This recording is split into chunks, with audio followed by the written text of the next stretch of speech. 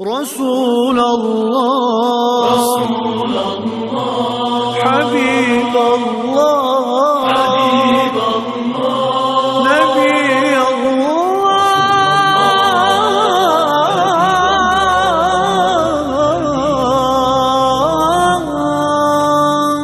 شفيع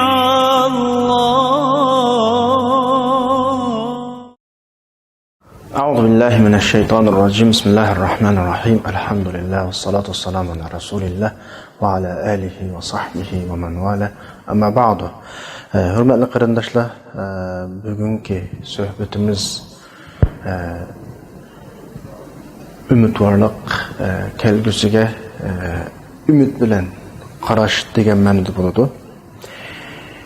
Amaliyotda umidvorlik payg'ambarlarningki Allah'a yakın, salih, islahatçı kişilerinki simasi. Bularning tutqay yolu. Kur'an-ı Kerim'de Allah Subhanahu ve Taala Sure Yusuf'ninki 87. ayetide ümitsizlik hakkında bizge agahlandırış berip innehu la yey'asu min ravhillahi illa'l qavmul kafirun. Mu'minning sübti ümitsizlik emas. Allah'ın rahmetinden ümit üzüş, kafirinin sübti deyiş arqılıq bizge zor ümitlerini bergen. Biz şu ayetni özümüzün bugünkü söhbetimizge şu arqıgan asasda ümmetinin, milletinin kelgüsüge ümitvarlık olan qaraş ve bu ümit içinde alğa toxtumay ilgarilash nishonga qarab bu haqda bugungi darsda bir qadar so'zlaymiz, ya'ni kengayamiz inshaalloh. Alloh subhanahu va taolo bu darsimiz orqali sizlar bizlarni umidga to'ldirsin. Kelgusimizga qarata umidsizlik bilan qaraydigan omillarni bizdan yiroqlashtirsin. Amaliyotda darsga kirishdan ilgari bir narsani eskartib qo'ygim keladi. Her qanday bir narsaningki haddidan oshgan va favqulodda chekdan tushib ketgan ikki taraf bo'ladi. Normallikda, amaliyotda bu ikkilisi rad qilinadi. Umid masalasimi, umidvorlik, kelgusiga umid ko'zi bilan qarash masalasimi, mushu ikki taraf bo'ladi. Yani haddidan eshib ketgan tarafi va favqulodda tushib ketgan tarafi. Ya'ni umidvorlik favqulodda eshib ketib dötlerce, ahmaklarca, nadallarca umidvorlik. Bunu mu biz targ'ib qilmaymiz, buni rad qilamiz. Yana birisi ümidsizlik. Her ishqa yomon qarash. Kelgusiga nisbatan umid chirg'i o'chib insonningki hamma narsani tashlab, bo'ldi mening qo'limdan nima keldi? Mening qiladiganim mushlik hamda bizda umid yo'q. Kelgusimiz ahvoli tugashdi bizning tugashaglik degan bir ifoda bilan butunlay tugashib ketish. Biz buni rad qilamiz. Bizning tashabbus qilayotganimiz va bugun darsimizda so'zlaydiganimiz shunda bir umidki ishlash bilan bo'ladigan umid. Bu yo'lda uzluksiz harakatimizni davom qiladigan, qadamlarimizni to'xtatmaydigan, nishonga qarab uzluksiz ilgirlaydigan umid haqida so'zlaymiz. Ya'ni tag'mi aniqroq desak, quruq orzu, xam xiyolni biz rad qilamiz. Umidvor oldik deb hech qanday ish qilmay, tadbir olmay, hech qanday amaliy ish harakatga o'tmay qilgan o umidmi bir orzu, xam xiyoldan boshqa narsa emas. Yoki uning qarshisida o'zimizdan favqulodda rayimiz so'g'ib, dushmanlarimizni favqulodda cho'ng bo'lib, ustimizga kelayotgan ba'zi qiyinchiliklardan voysirab qadamni to'xtatish, olg'a ilgirlashni to'xtatish, ishlarni to'xtatishni bunimi ham rad qilamiz.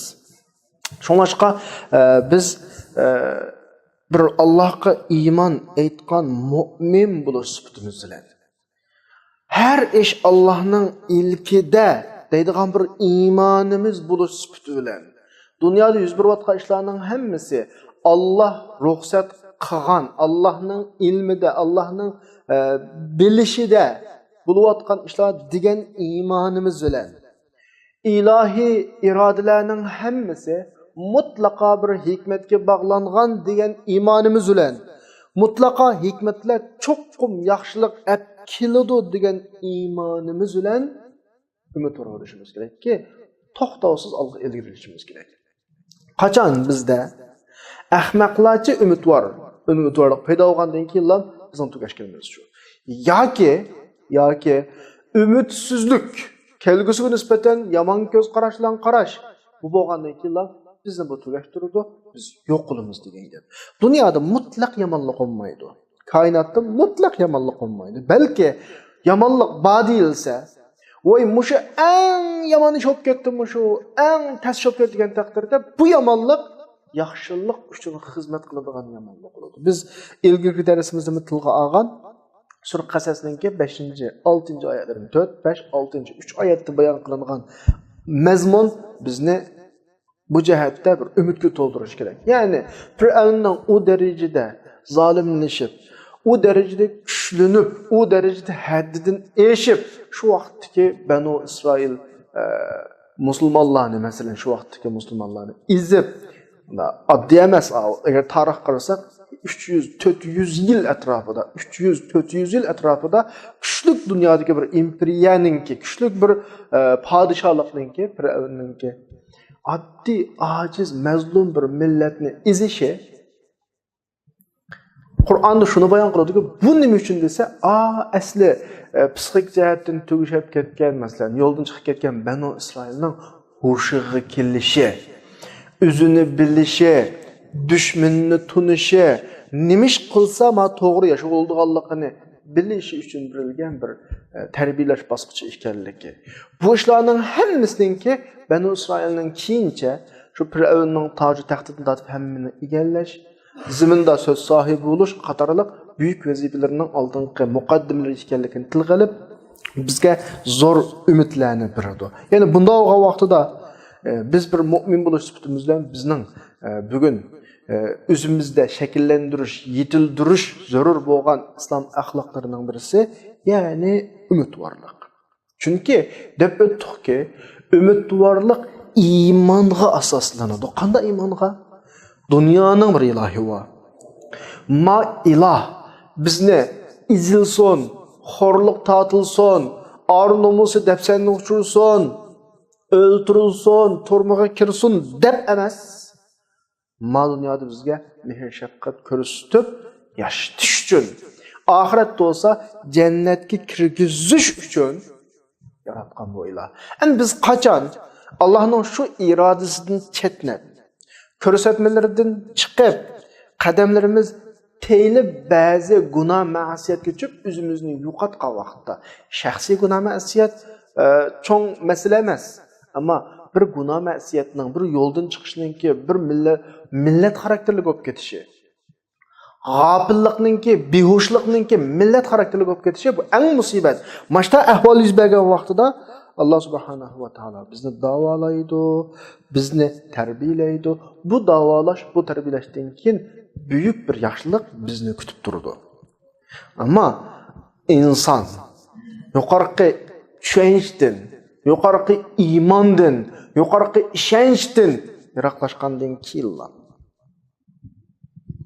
yuz berayotgan ishlarni mutlaq musibat deb tushungandan keyin, mutlaq yomonlik bu deb tushungandan keyin mushada Alloh subhanahu va taoloninki kamoliy qudrat sifatlariga shak qilgan bo'ladi. Ya'ni yuz berayotgan ishlar xuddi Allohning xabarida yo'qdiki dek davransa, agar shunda muomala qilsa, shunda vaysirsa, buning Alloh qilgan iymoni, Alloh bilan bo'lgan munosabati bak yaxshi bo'lmagan bo'ladi. Shu vaqtda buningda umidsizlik, har narsaga qora ko'z bilan qaraydigan, kelgusiga qorong'u qaraydigan, xuddi oldi qorong'udek bir holat yashaydi. Buning baxtsiz inson bo'lmaydi. Payg'ambar alayhisolatu vasallamning hayotiga qarasak, intayin qattiq sharoitni beshidan o'tkazdi, ammo bir sekund, bir minutmi Rasulullohdan umidvorlik yo'qolib qolmadi. Rasulullohning hayotida ko'p uchraydi bu ahvollar. Bizga hammasi o'zimizning hayotini chizish uchun bayon qilingan. Shularning hammasi Rasululloh Makkadan Madinaga ketyotdi. Texmi iniqroq degan vaqtida qechiyotdi.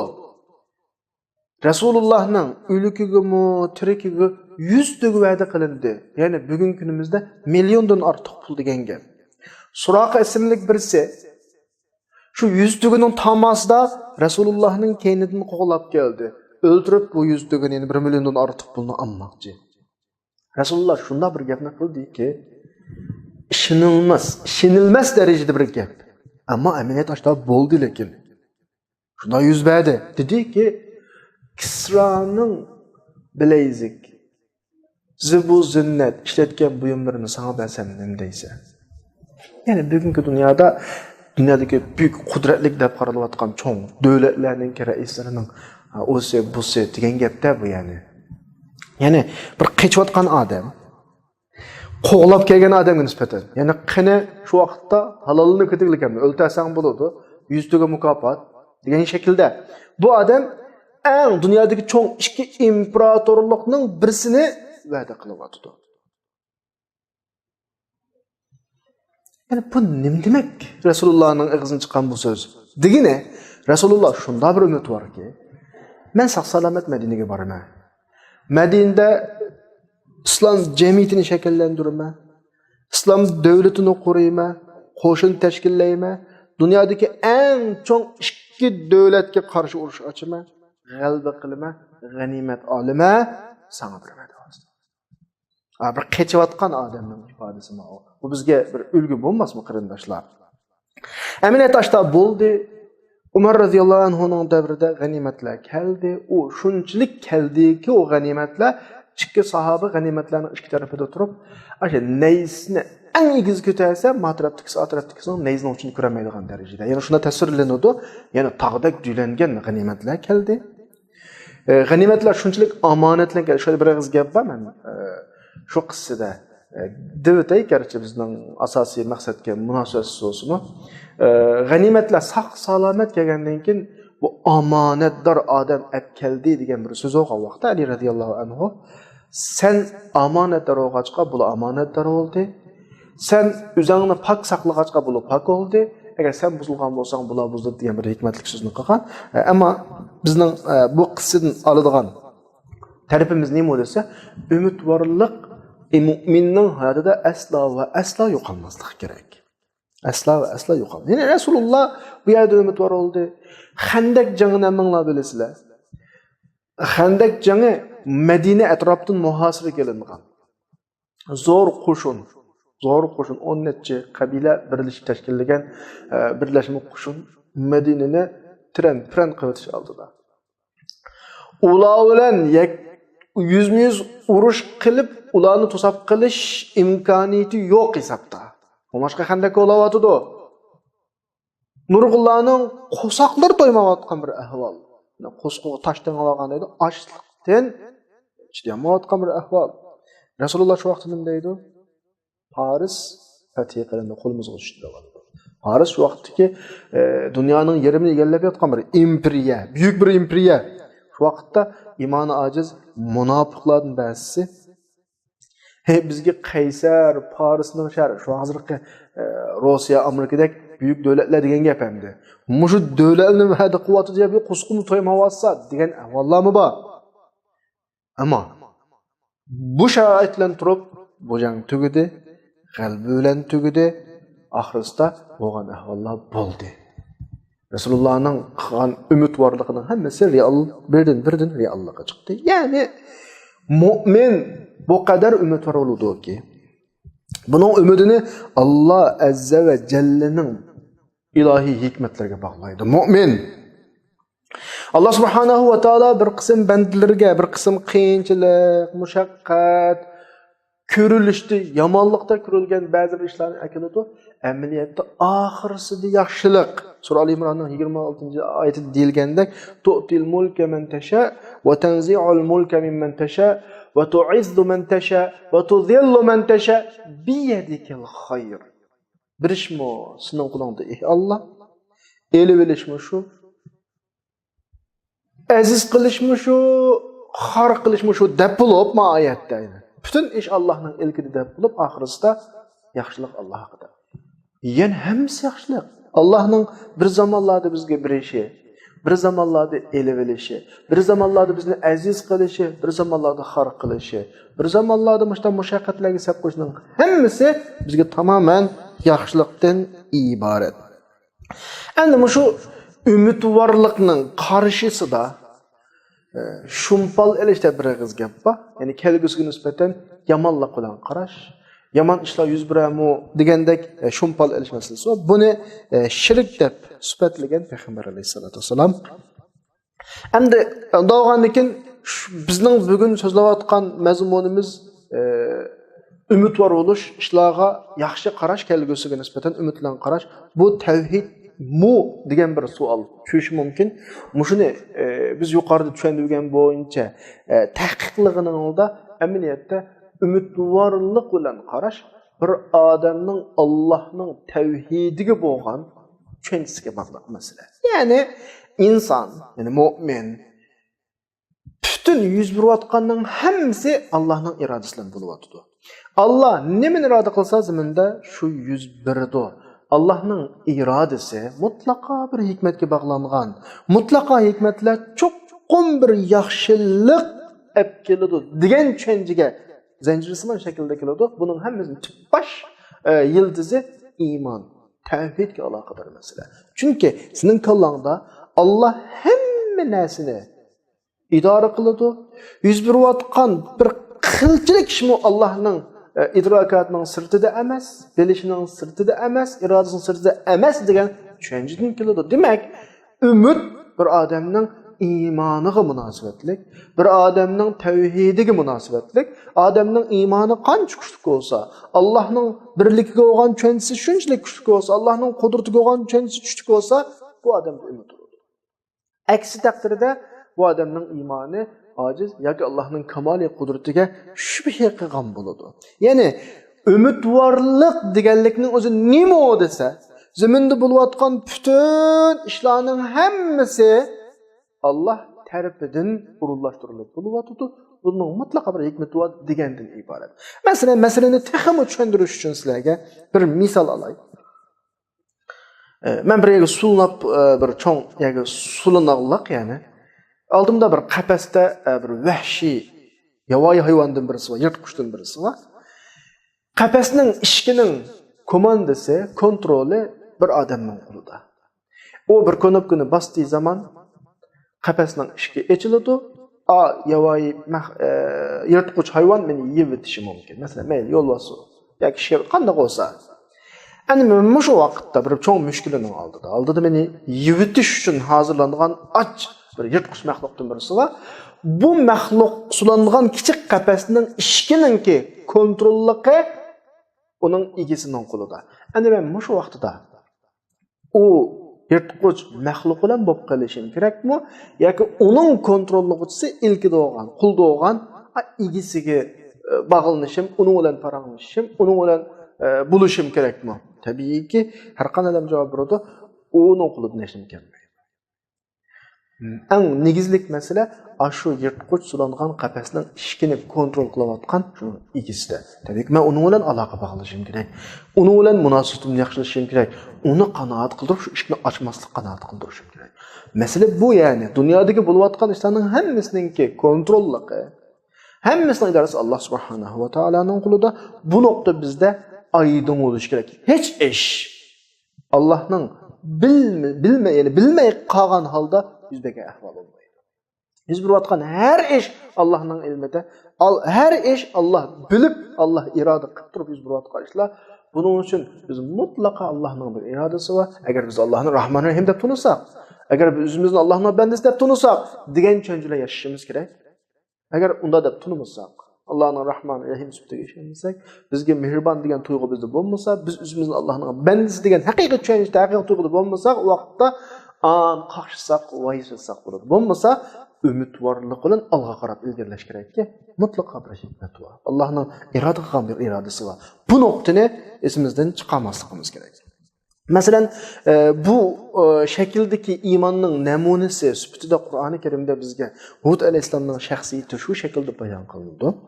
Sura Hudning 55-56 oyatlarda Hud alayhissalom nima deydi shu vaqtida o'zining qavmiga atrofida Hud alayhissalomga qasd qilmoqchi, suiqasd qilmoqchi, yo'qotmoqchi bo'lganligiga nisbatan fakiduni jami'an summa la tunzirun. Qana, quloq oldim. Kildigan qilib qiladigan bütün chora tadbirlarning hammani qilib taqinglar. Amaliyotda ojiz vaqt o'tadi islom. O qavmi o'zi yolg'iz bir shaholatda ya'ni qanday qilib o'tadi, ammo shunchalik iymoni kuchliki, Alloh qo'ygan umidi shunchalik zo'rki, xalqini qildamoqda ularga. Deb bo'lib keynida inni tavakkaltu alalloh, men Allohga tavakkul qildim. Chunki har ish Allohning irodasiz bo'lmaydi. U Allah Rabbi ve Rabbekum. Mening Rabbim sizlarning. Her ishni Alloh boshqaradi. Ma min dabbatin illa huwa akhidun bi nasiyatiha. Zemindagi har jonliq bo'lsa, har mitrob harakat qiladigan har narsaning harakati Allohning ilkida. Bu qadar iymon, bu qadar ishonch Hud alayhissalomga nima ato qilgan, umidvorlik ato qilganda, ya'ni zeminda har ish Allah'ın iradesi bilan bo'ladi. Bu da deganlik bulayotgan ishlarning hammani bir eskartib qo'yay. Bulayotgan ishlarning hammani Alloh yaxshi ko'radi deganlik emas. Alloh unga rozi bo'ldi deganlik emas. Ammo ashta bo'lish kerak ishlar. Alloh ashuni ashta qilg'ila. Chunki bir Allohning iroda qilgan bir hikmati bor. O'zgartirishlik taraflar bor. Biz uyqumizdan uyg'onishimiz kerak. G'aflatdan o'zimizning asli holatini eslashimiz kerak. Ya'ni aslimizga kelishimiz kerak aniqroq degan vaqtida.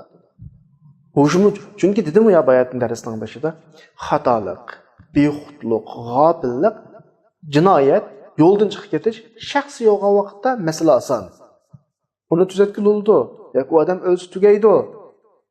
Ammo bir millat xarakterlik, rayon xarakterlik bo'lib ketgan vaqtda buni tuzash uchun xuddi bu buzilishga qanchalik vaqt ketgan bo'lsa, yo'ldan chiqishga qanchalik vaqt ketgan bo'lsa, u millat shunchalik jarayon bilan o'ngishiladi, asli yo'liga qaytib keladi, o'zining hushini topadi, uyqusidan uyg'onadi, g'aflat uyqusidan uyg'onadi. Shu vaqtda hamma ish asli keladi. Tarixga qarab baxsak, har bir millatning, ummatning cho'kishi şu ummatning yo'ldan chiqishining orqasidagi natija bo'ladi. Har ummatning o'rnidan dastur asliga kelalishi shu ummatningki orliqda tortgan bir musibat, xafaliqlari mandaq tutgan vaqtda real tarbiyasining natijasida hushiga kelsa, g'aflat uyqusidan uyg'onsa, an bo'ladi. Allah dal mushu muddao bilan bizga nurg'un xafaliqlarni beradi, nurg'un musibatlarni beradi. Ammo o musibatlar bizning irodamizni sundirmasligi kerak. Bizni umidsizlantirmasligi kerak. Bu nuqta intayin muhim. Chunki dushman bizga shunchalik hiyla mikr qiladiki, suiqasd qiladiki, tog' yo'tkalgudek darajada. Düşmanning hiyla mikrisi to'xtab qolmaydi. Bu sabablik bir qism qarindoshlarimiz endi biz tugudik. Endi umid yo'q. Bundan keyin ummatning o'rnidan dastur uchun deydigan bir xil tushkunlik ahvoli bo'ladi. Bir qism qarindoshlarimizda. Atrofimizda bo'lib o'tadi. Eg'iz dedigan bilan kuzdan chiqyotdi nurg'un qarindoshlarimizninki. Tushkunlik nega gapiradi? Umidsizlik nega gapiradi? Yoki umidsiz insonlarninki, tushkunlashgan insonlarning amaliy ifodasi nima degan vaqtda bular ishdan to'xtaydi. Shaxsiy hayotiga beriladi chunki ummatning ishidan umid yo'q. Ummatning ishi tugadi. Hamda mushtabir mushu yashayotgan jamiyatimizga sangat bir kishilik non teyip yeydi deydigan o'zining ishini qiladigan, shaxsiy ishini qiladigan bir holat keladi. Ummat masalasini kallasini silib supirdi. Chunki unda umidsizlik bor. Ummatning ikkinchi qadam qayta o'rindan tura olishi, millatning ikkinchi qadam gullana olishi, o'zining haq huquqini qo'lga ola olishidan umidi yo'q. Mana bu tugashdiq deganninki amaliy ifodasi. Mushularga nisbatan biz deymizki, bugungi darsimizda Sura Al-Imronning 120-oyatida Alloh subhanahu va taolo mushu xildagi bizda paydo bo'ladigan ishlarga nisbatan xitob qilib, bir chiqish yo'lini bizga da'vatidi. Va in tasbiru va tattaqu. Ikki xil chiqish yo'lini bizga gapiradi. Ikki xil shart. Mesela bizdek aciz milletninki, bizdek ümitsizlikki patqudek derecede şarait yaşayotgan bir milletninki çıkışıyla ve in tasbiru ve tettaqu. Qarindoshlar diqqat qilinglar. Bu söz bizni yaratgan, dunyoni yaratgan, düşmanlarimizni yaratgan, bugungi kunga qap qilishimizga sabab bo'layotgan ishlarning hammani yaratgan ve muşlarının hemmini irade qıgan, orunlaştırgan zatның sözü. Meseleni hal qılalaydigan zatның sözü. Bu zat bizge şunda davat ediyor ki ve in tasbiru ve tettaqu. Berdaşlık bəsənglar. Bel qoyuvatsanlar, yolunun oturdu çekinsanlar, tügeşkin olur şu. Berdaşlık bəsənglar ve tettaqu. Yoldan çıkmasanlar. Yani huşuğunu tapsanlar, esliga kelsanlar, gaflat uyqusundan uyg'onsanlar, Allohdan qo'rqsanlar, la yadurrukum kayduhum shay'an. Tugumaysizlar dedi Allah. Ular hech nima qilolmaydi sizlarni dedi. Ular qanchalik hilmi ishlatib kelsin, sizlar saqlab qolasizlar dedi. Shu dushmanlarningki 1 milliarddan ortiq soni o'g'anligini qo'rqmaslik kerak. Ularning necha million askar o'g'anligini qo'rqmaslik kerak. Bugungi kundagi eng yangi texnika, eng ilg'or qurolga ega o'g'anligini qo'rqmaslik kerak. Masala nima desa, bizning normal yo'lga qaytib kelishimiz. Hoşimizni tepishimiz, g'aflat uyqudan uyg'onishimiz. Chunki dunyoning egasi Allah. Biz g'aflat uyqudan uyg'onili, biz hoşimizni topili, düşmanlar shuncha ko'p son, shuncha qudratli kuchlar oldimizga parchalangan tort gibi keladi. Buni bir qo'shiqdan yavatalaymiz. Ammo unda bo'lmaganida ahvol hozirgidek shaklda, jazolantirma shaklda, tarbiyalama shaklda ketaveramiz. Buning hammasi bizga nisbatan bir tarbiyalash, hoshimizni yig'ish. Aminiyatda musulmonlar bir mazgil zaminda saltanat surib asli o'zining vazifasini unutadigan bir xil bexudlik qalash shakllanadi. Dushman kim, do'st kim, bu ularning kallasidan chiqib ketadi musulmonlarning kallasidan. Do'stidan, o'zining mo'min qarindoshlaridan kelgan azroq aziyat bilan düşmanlarning yiyaygan chiroy ifodasi buni aldab ketadi. Do'stlarini tashlaydi, düşmanlarga yuzlanadi. Düşmanlarining kulgan chiroyi xuddi do'stdek bilinadi. Dal masala mishayni chiqadi. Allah bizni bugun hammani ko'rsatadiki, mana düşmanning kim ekan? O'zingning musulmon qarindoshi düşmanmi ekan yoki sana burun yeyib seni oldigan düşmanning haqiqiy düşmanmi ekan? Buni tunishing kerak da'vatida Alloh subhanahu va taolo. Ya'ni Alloh bizga ichkidan ochiq beryapti. In tasbiru, birisi bardoshlik berish, bal qo'yatmaslik, oxirigacha chidash, yana birisi Allah'ın menhecini tatbiqlash hayotimizda. Bu yo'ldan chiqmaslik va tattaqu degani shu. Buning oxirgi natijasi la yadurrukum kayduhum shay'an. Hech nima qilmaydi. Bana sana qanchalik jiq olsun, kuchi qanchalik zo'r olsun, iqtisodi qanchalik ko'p bo'lsin, sizlarni hech nima qilmaydi. Allah Qur'oni Karimda dushmanlarningki mu'minlarga ko'rsatgan ta'sirini, ularning ko'zdagi büyüklükni, zo'r hajmdaligini tasvirlab bunday aytadi. Qad makaru makrahum va indallohi makruhum va in kana makruhum litazula minhu aljibal. Ular ashta har xil chora-tadbirlarni qiladi mu'minlarni yo'q qilish uchun. Ammo bularning qilgan butun hiyla-mikr chora-tadbirlarning hammasi Allohning ilkida, Allohning qishida. Garchi bularningki bu ahvoli tağ yötkəlgidək dərəcədə zor olsun degəni bizning ko'zimizga shunchalik yo'g'on ko'rinsimi, soni ko'p ko'rinsimi, iqtisod va boshqa jihatda bo'la shunchalik buygan shaklda bo'lsa-mu, Allohga uni e'tirof qilmoq intayin oson. Masala bizdagi masala. Bizning masalamiz hal bo'ldimi? Buning masalasi cho'ng masala emas. Yana bir og'iz gap bizga Alloh ochiqishni berdi. Agar şu açıkçını çan tutarsak meselemiz hal oldu degan gap. Ben bayatın dersimizden başında ben bir ağız gapni qistirib askartib o'tgan. ümitvarlık mevhum, sadılarca, ahmaklarca ümitvarlık olub qalsa, bu yana aks natija uradi. Bunu biz dötlərcə ümitvarlık deyimiz.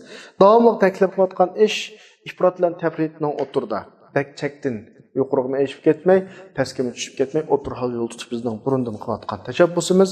Ümitvarlık məsələsində dötlərcə bayatındigimizdə ümitvarlıqını biz rədd qılımız. Ya ki ümitsizlikке fəvqəladə petib qılıb, yolun oturda bəl qoyuveteş, davadın, yoldan vaz keçiş, bu mu bizninki? Rədd qılıdığan noktamız. Əmdi biz təşəbbüs qılatqını qanda ümid desə, yani üzlüksüz yolunu toxtatmay, yolunu davam qılıdığan ümid. Yolunu üzlüksüz davam qılıdığan ümid. Yani ümid var degenin özü, üzlüksüz tirişip, tirmişip, mağımız degen gep. Bunu mən teximi, məsələni yakınlaştırış üçün bir misal alsam. Biz bir ormanda ketib edib, tuyuqsuz orak demirge düşüp ketib qaldıq. Muş yerdə ya bizde eblehlerce, nadallarca, sadılarca, ahmaklarca bir ümit oldu ki yatımız, kutulumuz. Birisi gibi kutluzudu mesela. Her gün bir yerde kapkanmayımız. Xiyar yatımız bu sadılarca, ahmaklarca ümit oldu, ümit varlık. Yeni birisi emni tügeçtik deyip özümüzü taşlap yattığımız. Bu ikisinin neticesi okşaş. Ama oturdaki biz teşebbüs kılavatı yol neyim olursa çok bir yerden çıkıp keteleymen. Qıp qalmayman degan narsani kalımız yo'qotmaymiz va tirishib bir amallarni qilib chiqib ketish uchun harakatni to'xtatmaymiz. Bu biz tashabbus qilayotgan umid yani.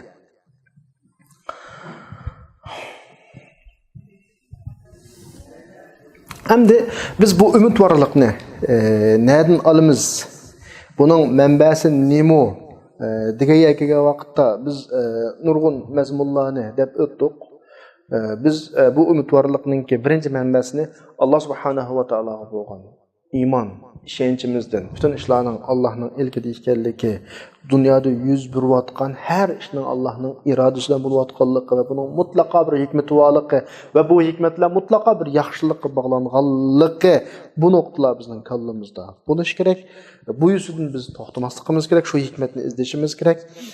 Ondan keyin yana bir esimizdan chiqarmaslikqa tegishli muhim nuqtadan birisi Allah subhanahu va taoloning va'dasi. Allah subhanahu va taoloning va'dasi. Allah bizga va'da qildi. Allah bizga va'da qildi.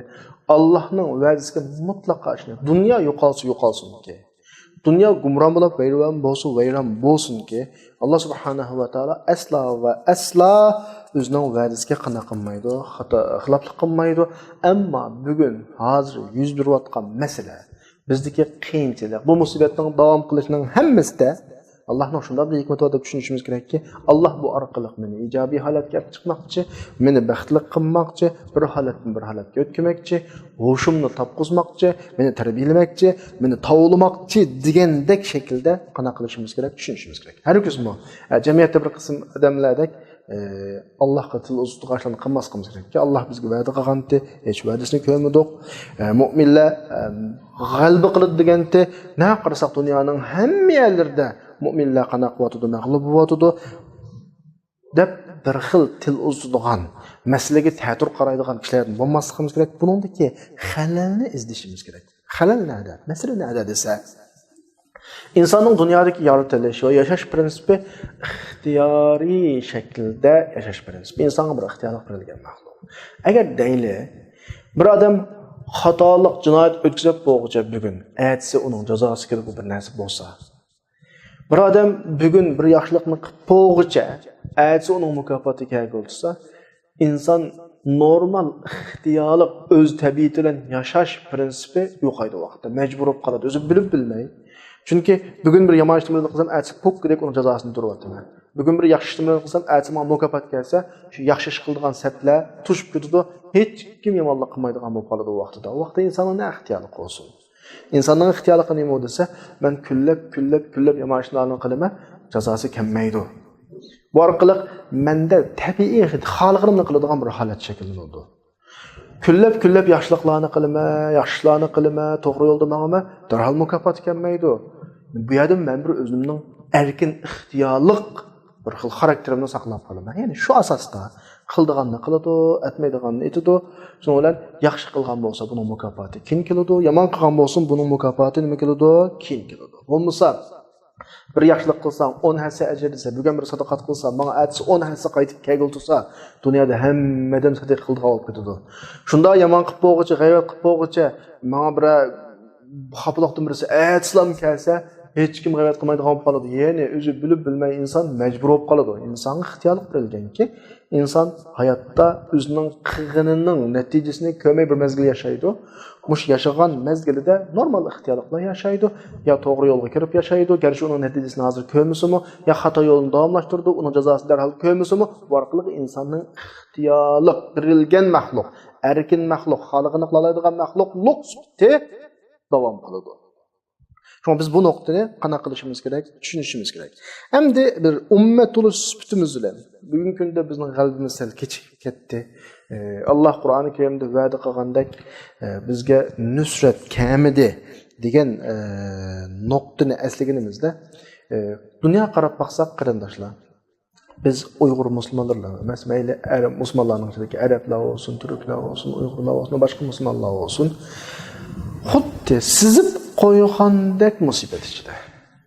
Xuddi bir siziblan musulmonlar xafaliqda olsun, musibat ichida olsun, g'ayri-musulmonlar dunyoda hokim iqtisodiyat ichida olsun degandek bir ahvollar.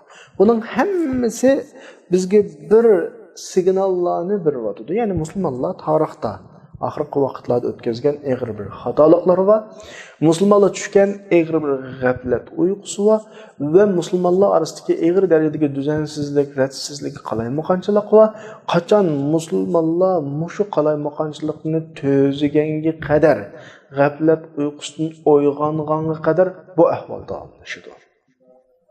Herkes Ahmetning, Mehmetning, Sametningki yaxshidan bo'lib ketgani bütün ummatga vakillik qilmaydi. Bütün ummat hammasi yaxshi bo'lishi kerak. Ya'ni ko'p sonliq yaxshi bo'lishi kerak. Ummat nuqtasidan, ummat sifati bilan 1 milliarddan ortiq 1 milliardga yaqin musulmon bor. Mushu musulmonlarning ko'p sonliqi, ya'ni shu jamiyat, musulmonlar jamiyati isloh bo'lishi kerak. Biz burun ashta o'ylaydik keyin ahvolga texma kenar nazarlan qarab boqqan vaqtda musulmonlar jamiyatiga saqlanadigan masala haqiqatan da ig'ir. Buni men o'zimni tuzash bilan men natija kutsam bo'lmaydi. U yoq o'zini tuzablam butun millatga natija kutsa olmaydi. Balki butun millat, butun ummat o'zini tuzash kerak, ra'lanish kerak, yo'lga qaytib kelish kerak, yo'ldan chiqib ketganlari. Ya'ni millatning umumiy holatida, umumiy deganimiz ko'p sonliq, mutlaq ko'p sonliq holatda, shunday bir düzen shakllangan vaqtda, yo'lga qaytib kelgan vaqtda, Alloh subhanahu va taologa qaytib kelgan vaqtida Alloh o'zining va'dasiga cho'qim qana qiladi. Amal qiladi. Alloh dediki Sura Nurning 55-oyatida: "Va'adallohu allazina amanu minkum va amilus solihat." Qarang, iymon aytib bu yo'lda mangan va yaxshi ishlarni qilgan deydi Alloh subhanahu va taolo. Ya'ni mu'minlarningki to'g'ri yo'lga kirishdan boshqa shu yo'lda uzluksiz yaxshilarni qilmish lozim. Mushu qilgan vaqtda Alloh nimda va'da qildi: "La yastakhlifannakum fil ard kama istakhlafa allazina min qablikum." Shu vaqtda sizlarni Alloh so'z sohibi qiladi. Shu vaqtda dunyoda o'ringa, maqomga ega qiladi mu'minlar. Shu vaqtda o'rin asos o'ringa chiqadi. Bu bir. Ondan keyin Sura Nur'ningki şu oyatning oxirida va la yumakkinanna lahum dinahum allazi irtada lahum va la yubaddilannahum min ba'di khawfihim. Vaqtda bizning o'zimizning dini erkin bir narsaga aylanadi. Biz xohlagan shaklda o'zimizning din bilan shug'ullanamiz. Bu bir. Bu ikki. Eng oxirida va la yubaddilannahum min khawfihim min ba'di khawfihim amna. Bizga tinchlik, omonlik shu vaqtda keladi. Bugünkidek hammalarning kallasi bir xil qo'rqinch, bir xil tashvishlanish, jiddiylashish yo'qaydi. Allohning buyuk ne'matlarini his qilyapmiz qarindoshlar. Xotirjamlik, aminlik, muqimlik Allohning eng katta ne'mati. Biz qanchalik moddiy jihatdan yuqori turmushda bo'lib, xotirjamlik bo'lmagan, aminlik bo'lmagan zaman bizga hech narsaning ta'mi o'z ta'mida tuyulmaydi. Ammo oyatning oxirisida Alloh bergan 3 va'dadan keyin Alloh bizni nimaga eskartyapti? Ya'budunani degan bir jumla bizga bizning nima qilish kerak ekanligimizni alohida qanday qilyapti? Asl dedi. Ya'ni demakki Alloh itoat sendan nusrat menden deyapti bu oyatda. Avval bendiler özüne asliga qaytolsun. O'shiga kelsin, g'aflat uyqusidan uyg'onsin, Alloh tarafiga qaytsin, Allohning g'albi kelmaganini shu vaqtda ko'rsak bo'ladi. Endi agar birisi darsimizning oxirida qistirib qo'y, bizdan so'rab qolsa, sizning mushu hozirgi sharoitingizda siz umid bormi, hayotga umid bilan qaramsiz desa, biz deymizki, biz umid bor, ammo tampon shaklidagi umid bor. Ya'ni demakchi o'g'limiz nima desa, biz sağlam şekilde, doğru şekilde hareket kılalısak, hayatımızdaki meselelerinin menbesini qezip izlep tapalısak, bizge yetken musibetlerinin sebebini izlep qezip tapalığınımızda ve bu meselelerini tüzüp, hal kılıp, mengişki tegişlik Allah subhanahu wa ta'ala'nın yolu cahide mağalığınımızda biz şu vakitte ümit var olalayız. Ümit varlıkның ifadesi bu. Biz dedik ki, biz herketsiz ümidvarlıqni ahmaqlarcha ümidvarlık dedik, onu rad qilamiz. O biz tashabbus qilayotgan ümidvarlık emas. Yani birisi, yani herketsiz bu dava yolunu voz kechib, bel qo'yib etib, ümidsizlikka tushib ketish, bu mu bizning tashabbus qiladigan ahvol emas. Esonda bo'lsin, dushman har vaqt bizga hiyla mikr qilyotdi. Dushmanning hijoyg'inning o'zi bizga hiyla mikr qilganning tunji qadami. Qur'onda bizni ajoyib eskartdi bundan. Davatga qaranglar. Qad makaru makrahum. Shunda bir bizga hiyla chorta birlan tuzatdi ki, deb bo'lib, va in kana makruhum litazula minhu al-jibal. Tag'ni o'tkash mumkinmi? Bugungi insonlar yetgan texnikadan tag'ni o'tkazib bo'lmaydi hozirgi ahvolda. Ama Allah ne tesirleydi? Bulanın hile mekir çağır tedbirleri şunçilik derecede bop ketken takdirdim. Tağın yötküdek derecede bop ketken takdirdi mi? Allah'ın kışla. Allah'ın el kitabı. Yine mesele bizde kalaklı kardeşler. İsmimizin tepişimiz gerek, hoşumuzun tepiş gerek. Biz nahit güçlük bir düşmanın altıda. Millet oluş sütümüzle büyük güçlük bir düşmanımız var. Ummet oluş sütümüzle bizden güçlük, hem cehette güçlük düşmanımız var. Bunun için biz bulanı, bizni yo'qotish planiga qarshi turalishimiz için çok mustahkam, güçlük, aslimizni yo'qotmagan ve bugunimizdan ayrılıp qalmagan bir holatda turishimiz kerak. Yani ikki so'zga alohida diqqat qilinglar. Aslimizni yo'qotmagan ve bugunimizdan ayrılıp qalmagan. Aslimizni tutimiz deb bugungi reallikdan ayrılıp ketsak, yani bularning oldida biz tik turolmaymiz. Ama bugunimizni deb aslimizni yo'qotsak, yani biz hech nimaga teng olmaymiz, erib ketamiz. Chunki bular bizni kambag'allashtirmoqchi yoki ozdirmoqchi, kambag'allashmasak, yoki bizni buzmoqchi, bizni xor qilmoqchi, yoki o'ziga qaytib olib, atmalasiya qilib, üp singdirib yo'q qilmoqchi. Biz şu an bularning hammasiga taqobil turish uchun aslimizni chang tutishimiz kerak. Bizning o'zimizning kimligini avval bilishimiz kerak. Kimligimizni saqlashimiz kerak. Bu bir. Ikkinchisi, bugunimizdan ayrilib qolmasligimiz kerakki, biz asli ve zamonaviy inson bo'lishimiz kerak. Millat o'lishimiz bilan aslini yo'qotmagan ve zamondagi eng yuqori holatlarni egillagan, zamonga eng moslashgan millat bo'lishimiz kerak. Alloh subhanahu va taolo bu orqali bizni bulardan dushmanlardan qutqazsin. Qarindoshlar, biz bugungi darsimiz bilan islom axloqi haqida 30 darsimiz oxirlashdi. Agar darslarimiz eg'izimizda so'zlangan so'z beti qilib qolsa, ustiga chizib qo'yilgan kitob beti qilib qolsa, oq qog'oz ustidagi qora siyah beti qilib qolsa, bizning umidimiz shu vaqtida o'chidi, shu vaqtda kesiladi.